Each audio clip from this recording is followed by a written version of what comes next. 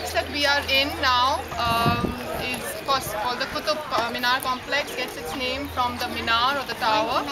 We see here the Qutub Tower. I mentioned in Horsecasts that Delhi was developed and then broke down, and then you had a new city come up 7 or 10 times depending on which historian you're talking to. This is a place where the first city of Delhi came up. So originally not an Islamic city but a Hindu city.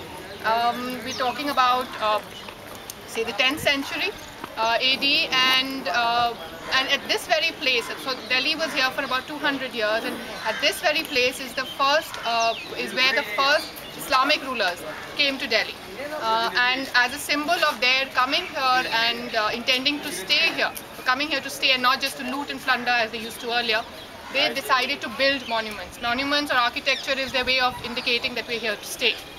So the first structure which we will see when we walk in would be the mosque that they made. It's called the Qutub Islam Mosque, or the Qutub Islam means actually the sanctuary of Islam. And then they made this. So the mosque was made in 1198, and in 1200 this minar was made, or the tower was made. Originally the tower was just one level or one floor. The ruler who made it, or who was the first ruler here, was actually a commander-in-chief of the Muhammad of Ghor. Would they have done? Okay, so basically a Central Asian chieftain, and he came here as his viceroy, but decided to stay here because this was an important part in the trade route of Central Asia. Subsequently, so the ruler who came here was known as Qutub Aibak, and from him we get the name Qutub Minar. He was succeeded by his son-in-law called Iltutmish, who is also buried in this area. When you walk around, we'll see his tomb here. But he made the second, third, and the fourth floors. However, at the time, say this was in 1333 or 1326, when the fourth floor broke or came down as a result of an earthquake, and it was repaired and put back up by the ruler whose tomb we saw just now at Horsecasts, Firoz Shah Tughlaq. So when you move closer, you will actually see a difference in pattern.